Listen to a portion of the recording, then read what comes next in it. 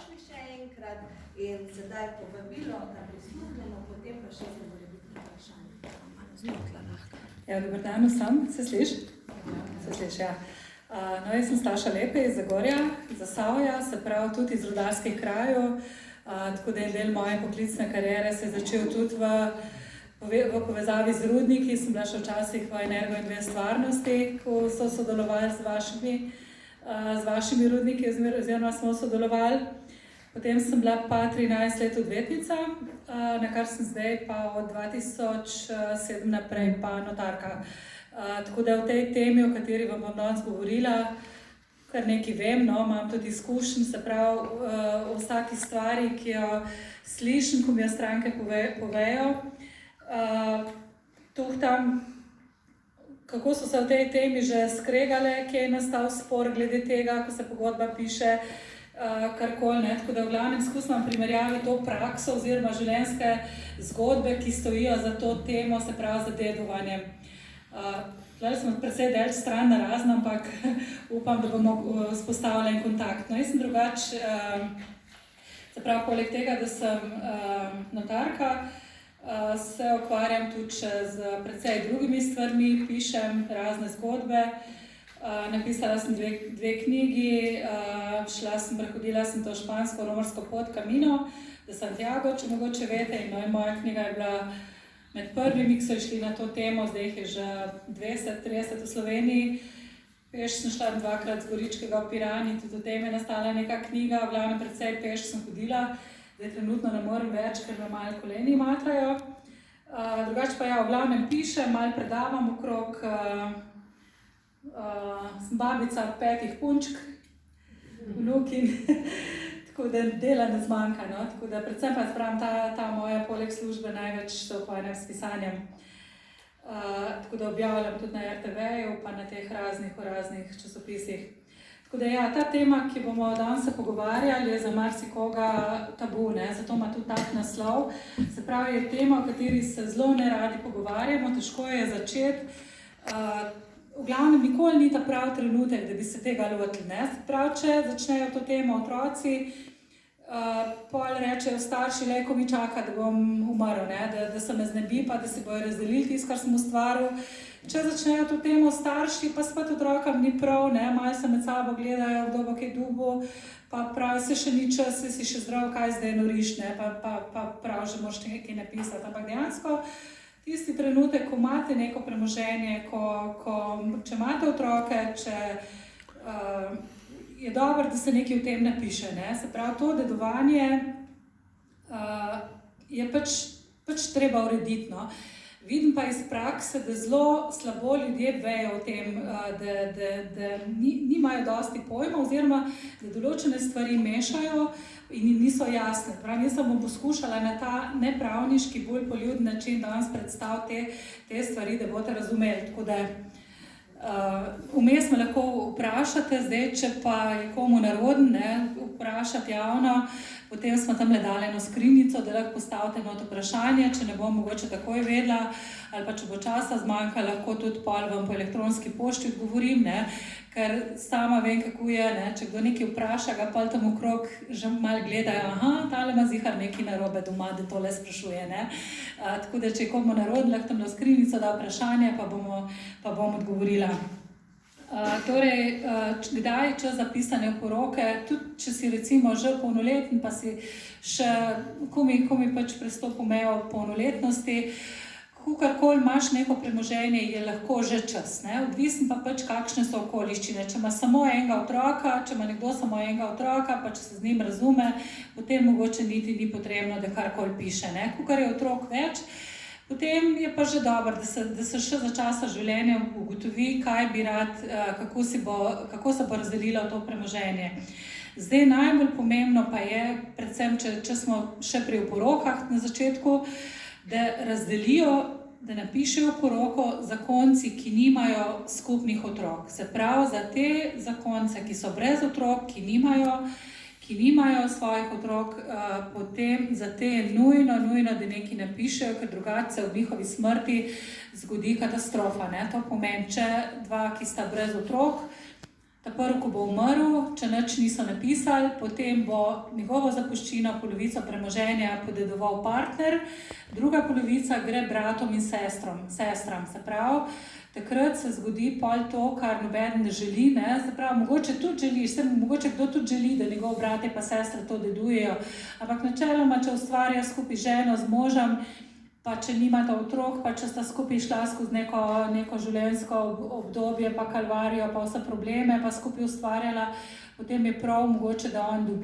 da partner dobi vse premoženje, ko bo on umrl, bo pa pač se odločil, kako se bo, ko bo ta drug tudi umrl, se bo odločil, kako bo s tem premoženjem. Se pravi, pri teh, ki ste brez skupnih otrok, ki nimate otrok, je res pomembno, da nekaj napišete, ker drugače bo šlo premoženje v tuje roke, če se pravi dedujejo nazaj staršev običajno ni, če pa so, potem pridejo not brate in sestre, če tudi teh ni, če so že tudi umrli, se lahko zgodi, da bo tisto tvoje polovičko zapuščine, da 2 ali 15 ali pa 20 bratrancov, sestričin, o katerih niti ne veš, da obstajajo, ampak se bojo pri dedovanju sigurno najdi, ne. Tako da je to res zagreniš pol življenje unmu ta drugmu, ki je preživel, ker je res težko pol tako zadevo reševati, ne. Tako da to je res tista prvo, kar vam polagam na srce, če ste brez otrok, potem res morate nekaj nujno napisati. Zdaj, če pa otroke imate, ne, so pa po zakonu, tudi če nič ne pišete, otroci tisti, ki prvi dedujejo, oziroma partner, če še živ, ne. Tukaj so pa spet pol razne fore, ki jih je treba upoštevati. Zdaj pri oporoki največkrat pridejo k meni stranke pa rečejo, sem napisal oporoko, pa kam jo moram pa dati poštempljati, ne? Kam morate vi zdaj pritisniti, dajte vi pritisniti žig, ne? Oziroma dajte gor ovirt, ne? Neko, ki je v glavu fama, da je treba vsako stvar, da je veljavna, da jo mora potrditi notar, ne? To ni res. Pri oporokah je to izjema, ki jaz komi dopovedujem strankam, pa me še gledajo zelo nejeverno, če je to res. Se pravi, za oporoko, za veljavno oporoko zadošča, da vi na list papirja, lahko je tudi čist majhen list papirja, lahko je tudi celo bil je že odrezek steklenice, tisti gor nalepka na steklenici, so napisali, da napišeš, podpisani ta pa ta, želim, da po moji smrti deduje moje premoženje ta in ta. Podpišeš, napišeš datum in to velja. Ni treba nobenega žiga, nobenega štampeljka, nobenih prič. Če sam napišeš celo poroko lastoročno in da je vse tvoja pisava, se v spodnji podpišeš, fajn je, če je datum, lahko ima naslov, da je to oporoka, lahko ima naslov testament, lahko posledna volja, lahko tudi nič od tega, sam da se iz tega iz besedila vidi, da ste pač želeli, da vaše premoženje gre v neke roke in tudi ni potrebno, da se vpišejo parcelne številke, katastrske občine, da točno napišete nepremičnine, da vse popišete, vse parcele, ne, recimo to je celo lahko zelo nevarno. Zdaj, če imate vi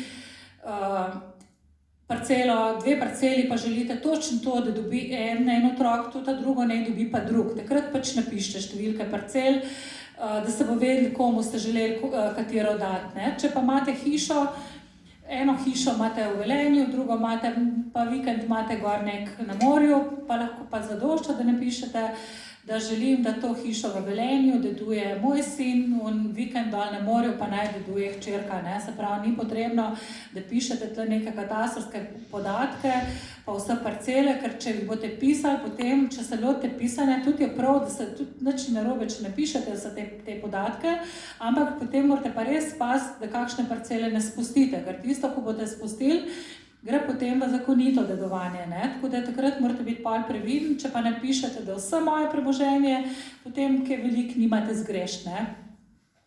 Potem pomembno, tudi pri teh dedičih, ko jih pišete, ko jih napišete, ne, ni potrebno, da se opisujejo neki EMŠO in pa davčne številke, vsi mislijo, da moramo zdaj čisto posod napisati davčno številko, ne, ni potrebno. Dosti, da napišeš, naj deduje moj sin Janez, verjetno nimaš 2 sinov Janezov, ne, najbrž praviloma, no.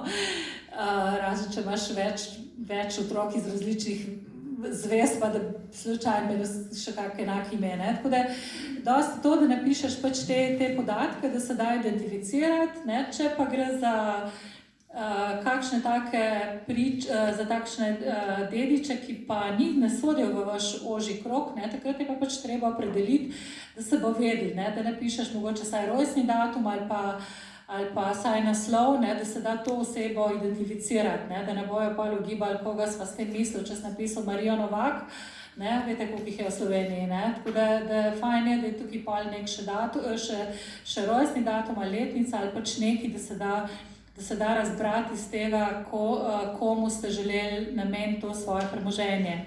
Zdaj pri teh oporokah je velikokrat jaz vidim, da mi prinesejo, da mi tudi lastoročne oporoke prinesejo, hvala.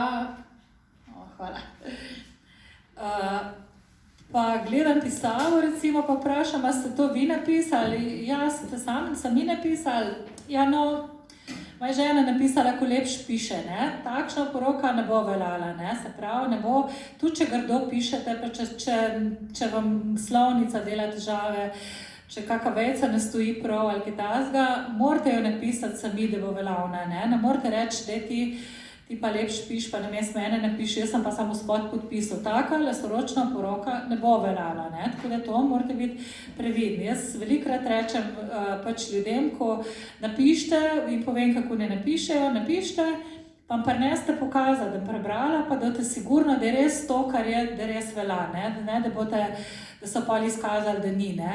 Da ne velja. Potem v našem sistemu tudi ni dovoljeno pisati dvojnih oporok, ne? Ne morate napisati mož pa žena skupno oporoko, da bo eden napisal, pa so ta oba podpisala. To ne bo veljalo, ne? Taka oporoka ne velja, vsak mora napisati svojo. Se pravi, če še tu grdo piše, ampak pač mora biti tudi vsakega, ker tudi umrla ne bo ta skupaj, tudi če imata skupno prometno nesrečo, pa oba skupaj umreta, recimo se ugotavlja najprej, kdo je bil prvi, kdo je bil drug, ne? In se pravi, vsak mora svoje napisati. Zdaj, to so lastoročne oporoke. Jaz pravim še zmeri, da so to najbolj trdne, najbolj veljavne in najbolj sigurne. Če je nekdo sposoben napisati par stavkov, pa izraz svojo voljo, to pomeni, da je bil priseben, da ve, kaj želi, da je to njegova volja. Zdaj, to je tudi težko ponarediti, ne, takšno. Če več stavkov, če se pa slučajno ugotavlja, da mogoče pa kdo ni to napisal, bo lažje grafolog ugotovil, če bo imel na razpolago pač celo besedilo, kot če je samo podpis. Eni tudi veste, kako se podpišejo, ne? Naredite eno kavko, ne? To vsak lahko naredi, ne? Tako da tudi recimo način izražanja je pomemben, ne? Recimo, jaz mali sebe postavim za vzgled, recimo, jaz sem zelo občutljiva na vejce, pa na veliko začetnico. Če bi jaz napisala oporoko, da notar bi manjkali 5 vejc, pa da bi bilo narobe napisan z veliko začetnico ali karkoli, bi sigurno rekli, da stola pa nekaj, ki je tole pisala, pa ni bila več prištevna, ker to pa nedopustno, ker jaz še ne, če mi kdo razglednice piše, malo popravim vejce. Recimo, ne, in to se vidi iz načina izražanja, se vidi, kdo res to pisal, ali ga je kdo mogoče tam stal tam z eno palco zraven, pa rekel, tole ne piš, ne. Tako da to so vse te stvari, ki so pri lastoročni oporoki pomembne in so res izražajo voljo, ne. Tako da in tudi tako oporoko napiše lahko vsak sam, imate jo lahko doma, pod polštram, v blagajni, kjerkoli, date jo lahko nekomu, ko veste, da jo bo res pol izročil sodišču, ko bo čas. Zato lahko pa jo hranite tudi v notarski pisarni, ne. Pred leti veste, da so bile te afere s pozabljenimi oporokami na sodišču, ne, ko so se na sodišču pač hranile te oporoke, na katere so pozabili, in če niso dediči posebej v sodišču povedali, vemo, da je tukaj pri vas oporoka, so pač pozabili na nje in so veliko zapuščine bilo narejenih brez oporok, ne. Zdaj se oporoke lahko hranijo pri notarju, notarski pisarni, s tem, da vi lahko prinesete zapečateno oporoko, se pravi, da jo ne vidi noben, niti notar ne ve vsebine, lahko pa prinesete odprto, ne, da se pač tam v pričo pač notarja zapečat. Jaz recimo, če želijo stranke, jo pač zaprto dam v arhiv, če pa ne, pa recimo pregledam, če je v redu, pa jo pač isto zapečatim, dam v kuverto in hranim v posebnem predalu v železni blagajni.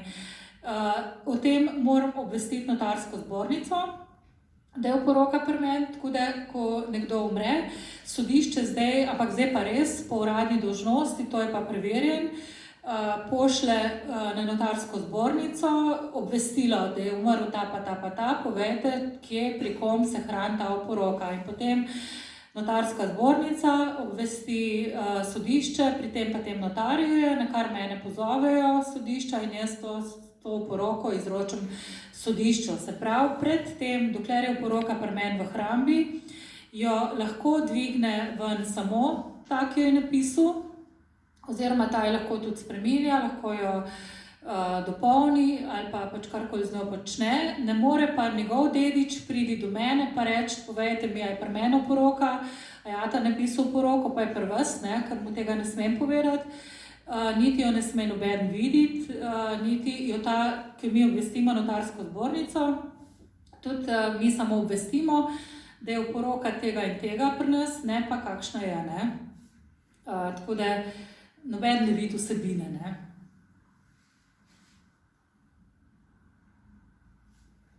Zdaj ta hramba stane okrog 50 €, oziroma nekaj še pol pristojbina za to hrambo, tam je 100 € vas pride recimo in to se lahko hrani pa 230 let, pač kolikor časa do vaše smrti, ne, tako da čim dlje je fajn, ne, da pač naslednji dan umrete, ki prinesete.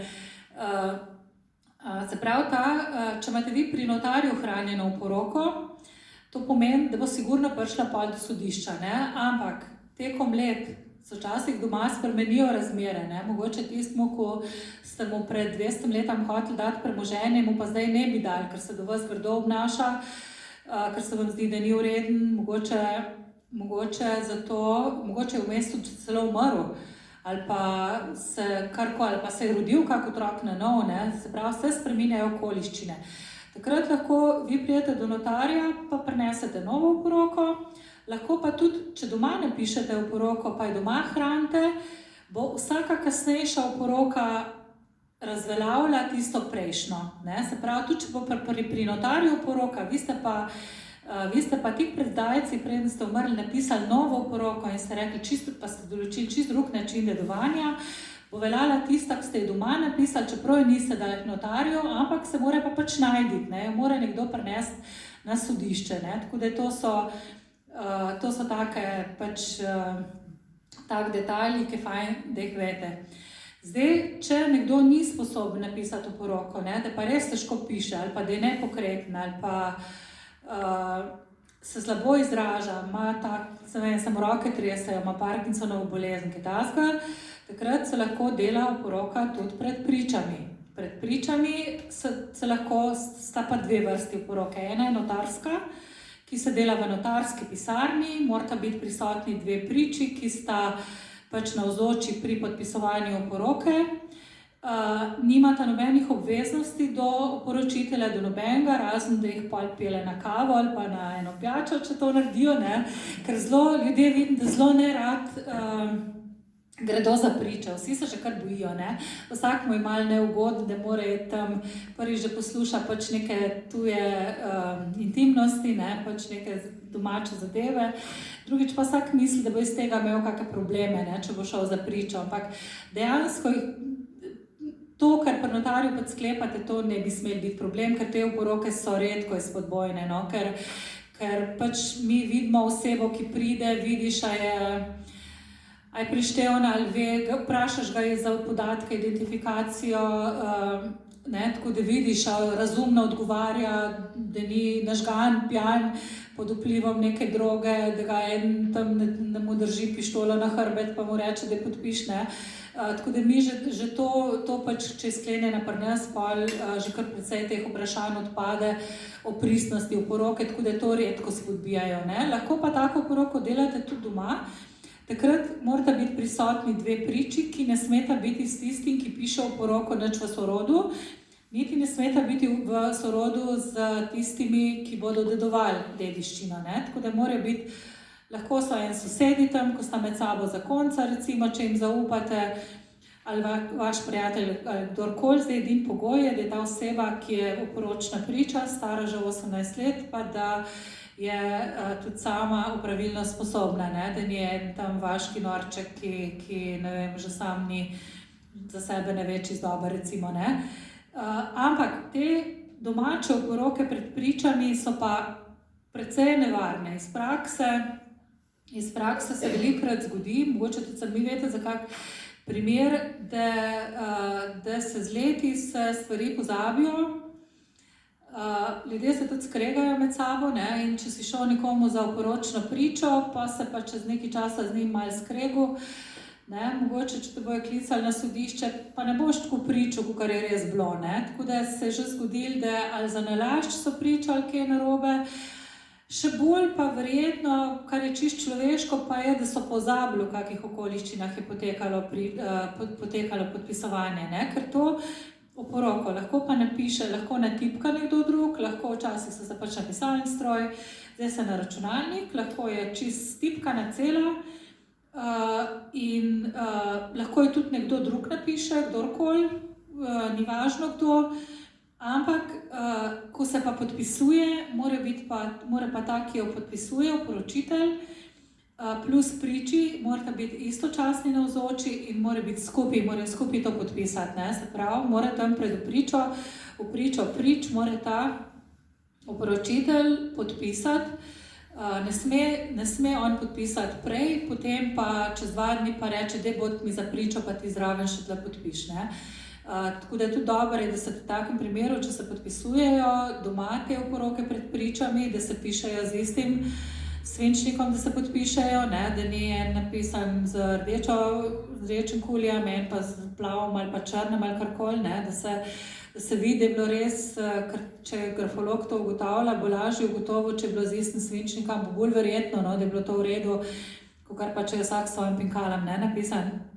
No in zakaj je to pomembno, da so priče navzoče, se pravi, če pride do spora, ne, lahko še tukaj v dobrem namenu, pa še tukaj se lahko razumejo, ampak čez 10-20 let, ko boš mogel na sodišče, se bo spodbijala ta oporoka, ko bo prišla priča na sodišče, bo pozabila, v kakšnih okoliščinah je to potekalo, ne. Zdaj si pa predstavljate, da priče zaslišujejo vsako za sebe, ne, rečejo, tale oporoka priče niso bile istočasno navzoče, sploh se ni tukaj podpisali, en drug je podpisal in odvetniki se bojo spravili na to ubogo pričo in sodnik tudi, ne, in jo bojo vprašali.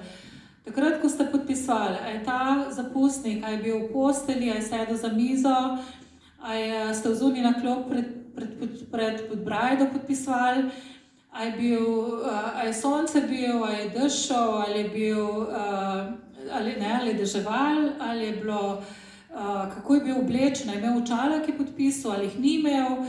Ma to pozabiš, ne, to čez 3 dni pozabiš. Jaz zdaj boste vi šli domov in bedno več ve, da sem smela očala gor ali nisem smela, recimo, boš čez 20 let to govoril in ko da bojo to zaslišvali, pa bo ena priča rekla, ja, ležal je tam v postelji, pa je podpisal, druga pa rekla, ne, za mizo smo podpisali, koga je, ne, veš, da bo padla taka oporoka, ne.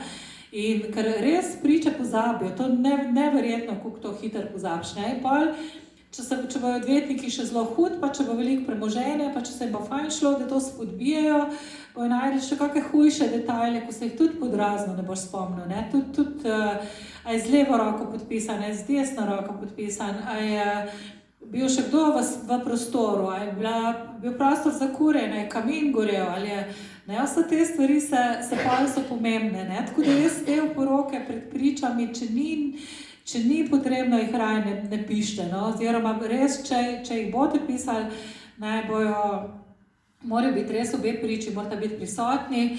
Zdaj, ko so tele moderna sredstva, telekomunikacijska, jaz tudi kako slikco rečem, da naj posnamejo, ko podpisujejo, naj pač naredijo neko sliko tega, ne, ali pa celo posnamejo okoliščine, ne, tako da ne bo kdo rekel, ni podpisal, bil je neprišteven, ne, ker, ne, tako da, recimo ta, ki podpisuje oporoko, ne, tudi priče, mora biti tukaj zavedne, morajo vedeti, da nekdo, ki je čist pod vplivom nekih narkotikov, kemoterapij, da ne ve, dementen, ne, da tak pač ne more napisati oporoke, ne, tako da tudi ni etično, ni moralno, da kot tak sodeluješ, kot priča pri taki oporoki, ker to bo pol enkrat pač bo letela takšna oporoka, ne bo veljavna, ne. Tako da ja, to pač tudi zaradi tega, ne, se pravi, ko boste, če pišete oporoke, ker sem rekla, kdaj je čas, da se piše oporoka. Čas je takrat, ko je človek še zdrav, približno zdrav vsaj, ko ve, kaj dela, ko ve, kaj počne, ki je prišteven, ki se zaveda, kaj podpisuje, ne pa takrat, ko je na smrtni postelji, ko je v zadnjih vzdihljajih, ne, ker velikokrat se tudi lahko, da bo tudi taka oporoka zdržala, ne. Mene velikokrat pokličejo v bolnico na onkološkega, dete umira, rad bi še napisal tole, ne, sej bo veljala, ampak je pa velika verjetnost, da bojo spodbijali tako oporoko, da bojo rekli, je bil pod vplivom takih zdravil, da pač nim več vedel za sebe, ne, in pol se potegne vrsta teh izvedencev, ki to ugotavljajo, je bil ali ni bil, je bil prišteven ali ni bil prišteven, ne, tako da ne tik pred zdajci to dela, tako da, čeprav je res, so okoliščine včasih, ko na hitar, ne vem, pride prometna nesreča, pride kakšno takšno stanje, da se ti na hitar poslabša, pa brat napisal, no, takrat boljše je, da nekaj napišeš, ko nič ne napišeš, ne, ampak če vidite, da se je pojavila bolezen, da ste že šibkejši, da je treba te stvari urediti, potem dajte se usediti skupaj z družino, se pogovorite in to napišite, ne, prav, to je najslabije, to tudi pol, težko je pol tudi, če vam ta mama umira, ne, pa daj že enkrat napiš nekaj, ne, to je težko, ne, že tako te, čeprav veš, da te cel življenje obljubljala, tole bo pa tvoje, pa nič ni napisala, pa bilo fajn, da ne piše, ne, ampak je res to težko, ne, tako da to, tukaj pač je, pol pride v konflikt tvoj interes, lastnina, etika, morala, ne, tako da pač dajte to prej urejati, ne. To je glede oporok. Zdaj, z oporoko se pač, ja, to je še, glede oporok bi še to rekla, ne. Marsikdo mi pa nese pokazati oporoko, v kateri je napisal, da želi, da pač zapušča premoženje svojemu sinu, ker mora pa ta skrbeti za njega, pa ga negovati, pa plačevati za dom, če bo onemogel, ne, in pol po smrti mora zagotoviti pogreb, pa mora rože nositi na grob, pa sveče, pa to, ne. To so take stvari, so brezvezne, to se v oporoko ne piše. Recimo oporoka pride na plan, na dan, šele takrat, ko nekdo umre, ne. Do takrat, dokler je živ, noben ne ve, kaj not piše praviloma. Lahko, da boš pač povedal otrokom, glejte, takole sem napisal takole oporoko, ne, ampak ni pa nujno, ne, in ti boš noter dal obveznosti, da bo žal premoženje enemu, če bo ta skrbel za tebe, on pa niti ne ve, da si to not napisal, ne. To se pravi, v oporoko se te stvari ne pišejo, ti moraš napisati točnega dediča brez teh pogojev, ne. Tudi to, da pišeš noter, da naj nosi rože pa sveče, ne, sej lepo, ne, pa za mašo ali karkoli, ne, sej verjetno bo tukaj imel morale do tebe, da bo to skrbel, ne, ampak to je moralna dolžnost, noben ga ne more prisiliti, ne, ko bo enkrat premoženje razdeljeno, kdo bo onga prisilil, da bo hodil enkrat na mesec ali na teden ali kolikokrat na grob pa prižigal sveče pa štel, je dosti tistih sveč na pokopališču, ali bo dal za rojstni dan za mašo. To je neizvršljiva oporoka, ne, to je lahko tvoja pobožna želja, da bojo otroci to spoštovali, to je tudi znak spoštovanja otrok, da to pol izpolnjuje, ampak ni pa to, enostavno to ne paše noter, ne, ker ni izvršljiv, ne. Naš gor iz nebesa ali iz pekla pa rekel, ti pa nisi, ne nosiš mi sveč, ne. Tako da, se pravi, v oporoko se napiše samo dedič, pa tudi to se ne napiše, da napišeš, mojo hišo naj deduje moj sin, ne, ampak on tega ne sme pol prodati in po njem pa naj deduje njegov vnuk. To ne bo veljalo. Ti lahko daš dediščino samo prvemu dediču, se pravi tistemu, ko jo daš, lahko tudi preskočiš otroka, daš vnuku, lahko tudi čisto tuji oseb daš. Ne moreš pa reči, kaj naj ta počne pa s tistim, kar bo dobil, ne. Tako da to so neveljavna razpolaganja in to ne bo veljalo, ne. Tako da tisti, ko bo, če bo v poroki napisano, da bo sin to dobil, bo sodišče njemu pa dal, potem pa nobenega več ne briga, kaj bo on s tem počel, ne. Tako da ne moreš mu ti preprečiti, da bo pol prodal ali pa zapil ali pa zažgal ali pa karkoli pa želi narediti s tistim, ne. Tim pa nič narobe, če pa vi napišete, da želite, da deduje dediščino moj sin, če pa on umre pred mano, pa naj deduje njegov vnuk ali pa ta drug sin ali pa ta druga hčerka ali pa karkoli, ne. To je pa v redu, ne. Če vi v poroki napišete, da naj deduje pač en, če pa on slučajno umre pred mano, potem pa določite nadomestnega dediča, to pa bo veljalo, ne. Tako da to so, pravim, taki detajli. Zdaj, te oporoke se pravi, učinkujejo po smrti, ne. Prav, to je lahko kdorkoli napiše, vi lahko zdajle prijete domov, pa je napišete, vas nič ne košta, pa imate nekaj narejen, recimo, nekaj poskrbljen, če, se pravi, nobenih stroškov ni s tem. Če pa želite že prej urediti, pa razdeliti svoje premoženje, se pa to ureja s pogodbami, ne. To so pa razne vrste pogodb, ki se največkrat sklepajo pri notarju. Boljše je, da se pri notarju, da vas notar tudi opozori na posledice tega, kar podpisujete. Se pravi, določene vrste pogodb mora biti izrecno samo pri notarju, recimo kakšne darilne pogodbe, pa lahko tudi sami. Eni pač ste vešči, znate, eni prepišejo da z interneta kako pogodbo ali pa od soseda ali pa od koga.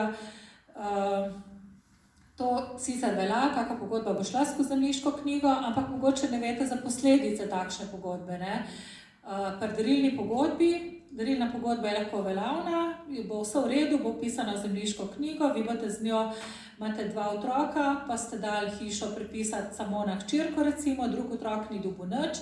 V tem primeru pogodba sicer velja, ampak tisti otrok, ko nič ni dobil, bo od te pogodbe lahko zahteval nujni delež, ne. Tako da to niste dobro naredili, če ste tako pogodbo pač, oziroma vedeti morate, kaj ste naredili. Vedeti morate, da ta, ki bo to tako darilo dobil, bo mogoče mogel po vaši smrti pa ta drugega otroka, ki je bil prezrt, pa izplačevati, ne. Tako da najme, kar je, morate to vedeti, kaj je posledica take pogodbe.